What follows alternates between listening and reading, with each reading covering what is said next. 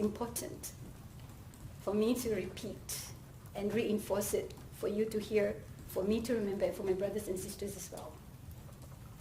God says in the Quran, whoever kills one innocent soul, it is as if he has killed the entire mankind. And you killed 51. They left behind 34 spouses, 92 children, and more than 100 siblings who now have to endure the life sentence of being without their loved ones.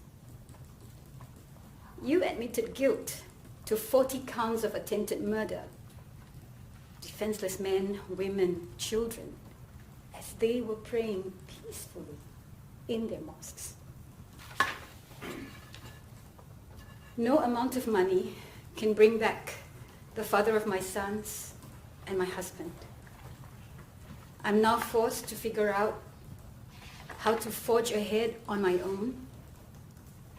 I miss my husband's cooking, his lame dad jokes. You smirk. His light snores in the night, and that look that can calm me down. He was my imam, my bodyguard, my entertainer, my problem solver, my comforter, my best friend,